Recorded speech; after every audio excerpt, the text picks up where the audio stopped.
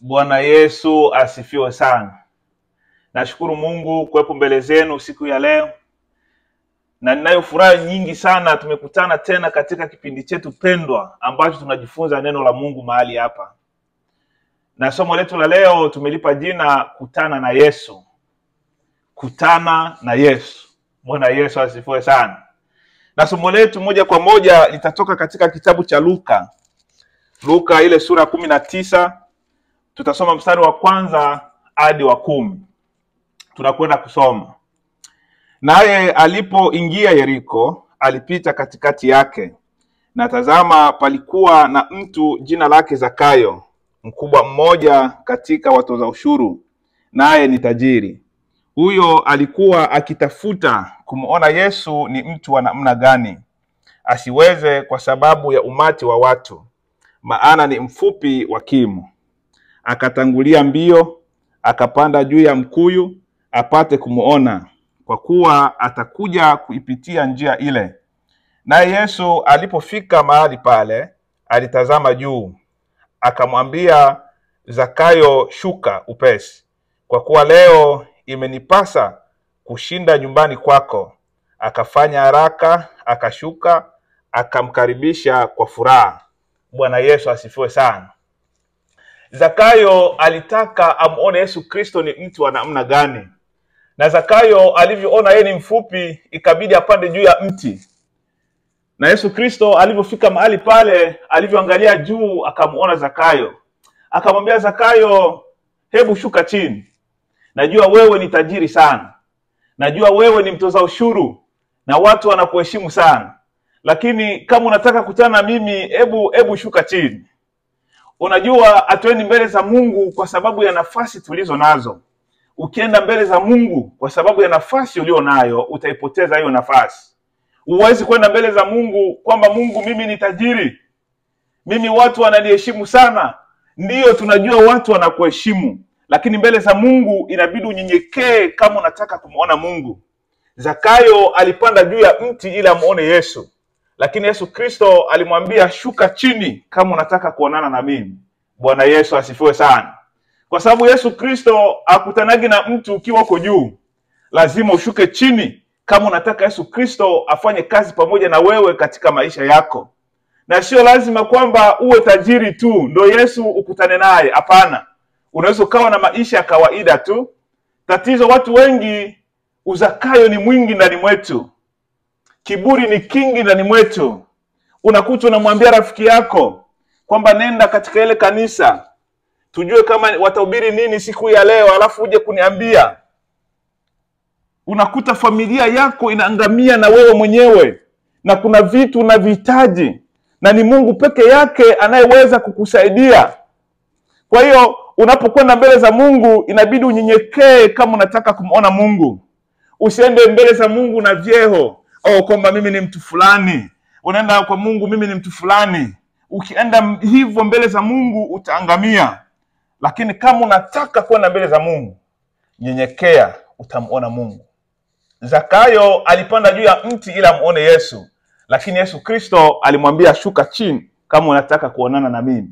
Na Zakayo alivyosikia sauti ya Yesu, akashuka kwa haraka ili akutane na Yesu pale chini. Bwana Yesu asifiwe sana.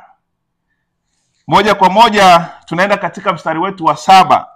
Tunakwenda kumalizia somo letu na mstari wa 7 hadi wa 10. Tunasoma ile Luka sura ya 19. Tumesoma mstari wa kwanza hadi mstari wa 6. Kwa sasa hivi tunakwenda kumalizia mstari wa 7 hadi mstari wa 10. Bwana Yesu asifiwe sana.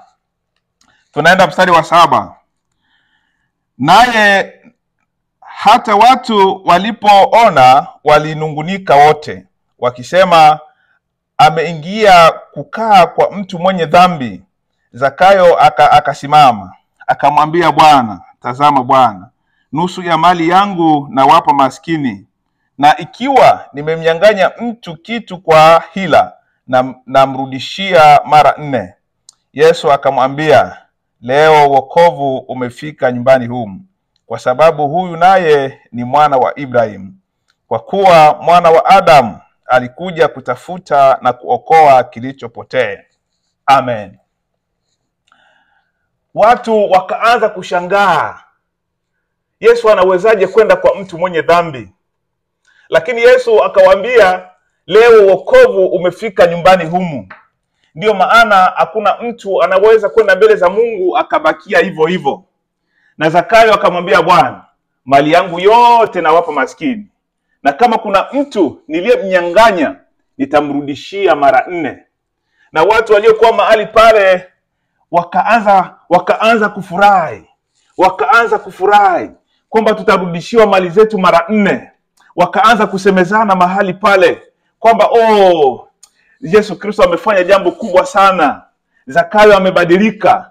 Na hawa ndio walikuwa nasema kwamba Yesu anawezaje kwenda kwa mtu mwenye dhambi. Lakini waliposikia kwamba watarudishiwa mali zao mara 4, wakaanza kufurahi na kusema kwamba Yesu Kristo amefanya jambo kubwa sana, kwamba Zakayo amebadilika. Na hivyo ndivyo mambo yanavyotendeka unapokutana na Yesu, kwa sababu wokovu ulikuwa umekwisha nyumbani kwa Zakayo. Na hivyo ndivyo Mungu ubadilisha maisha yetu. Ndio maana kuna mtu anayeweza kwenda mbele za Mungu na akabakia hivyo hivyo. Na neno hili limekuja kwa ajili yako. Na wiki hii Mungu atakwenda kuna watu ataenda kubadilisha katika familia zetu. Kuna watu Mungu ataanza kubadilisha watu ambao tabia zao sio nzuri ndani ya familia zetu. Unyenyekevu na kwenda kuingia. Wokovu na kwenda kuingia nyumbani kwako. Wokovu na kwenda kuingia mahali popote pale ulipo, kwa sababu umeamua kukutana na Yesu. Zakayo aliamua kuacha heshima yake. Zakayo alikubali kuacha umaarufu wake ili amuone Yesu. Na wewe ukitaka umuone Yesu, achanana na matendo ya mwili. Vya Mungu unapenda na vya dunia unapenda. Chagua upande mmoja. Mwache Yesu Kristo atawale maisha yako. Mpe Yesu Kristo atawale maisha yako. Zakayo aliamua kuacha mali zote ili amfuate Yesu. Zakayo watu walikuwa wanamkinga ili asiweze kuona Yesu. Na wewe ukitaka kumuona Yesu, achana na makelele za watu, achana na watu wanasema nini. Wewe angalia kitu ambacho unachokusudia ndani ya moyo wako, kwamba mimi nataka nimuone Yesu. Kwa hiyo hicho kitu ndio kitakachokusababisha wewe umuone Yesu. Kwa hiyo kitu kikubwa ambacho nataka nikwambie siku ya leo, amua kumfuata Yesu. Soma neno lake, jifunze neno lake, tafakari neno lake, sikiliza masomo kama na haya, sikiliza tena na tena, ili kiisha sikiliza tena, kwa sababu Mungu ana mpango mzuri na wewe. Na hisi Mungu atakwenda kukubariki kwa sababu umeamua kumfuata Yesu. Na ukizingatia haya, Mungu atakwenda kujidhihirisha ndani ya maisha yako. Utakwenda kumuona Yesu ndani ya kazi zako. Utaenda kumuona Yesu ndani ya huduma yako. Utaenda kumuona Yesu ndani ya familia yako, kwa sababu umeamua kukutana na Yesu. Bwana Yesu asifiwe sana. Na mimi siku ya leo nitakwenda kukuombea, kwa sababu ndani ya moyo wako naamini kwamba umeamua sasa kukutana na Yesu. Nitakwenda kukuombea kwa sababu na wewe pia ni mtoto wa Ibrahim. Nakwenda kuombea. Mungu, katika jina lako Yesu Kristo, namuweka mtumishi wako huyu mbele zako. Wewe mwenyewe Yesu Kristo umesema yoyote yule ambaye atakayekwenda kuamini umemfanya kuwa mtoto wako. Na huyu amekubali kuwa mtoto wako. Onekana katika kazi zake. Onekana katika biashara yake. Onekana ndani ya familia yake. Onekana ndani ya huduma yake. Baba Yesu Kristo, mambo mengi yanashindwa kuonekana kwa sababu hajaamua kukutana na wewe. Lakini siku ya leo Yesu Kristo, jidhihirishe kwake, kwa sababu ameamua wewe utembee naye, wewe uonekane ndani ya maisha yake. Naamini kwamba Yesu Kristo utakwenda kumlinda, utakwenda kumbariki, kwa sababu wewe umesema katika neno lako Yesu Kristo kwamba mtu akikuamini wewe anakuwa kiumbe kipya, na huyu amekubali kuwa kiumbe kipya kwako wewe. Nasema asante kwa sababu utakwenda kuonekana katika maisha yake. Ni katika jina lako Yesu Kristo uliye mwamba na mwokozi katika maisha yetu. Amen. Mungu akubariki sana.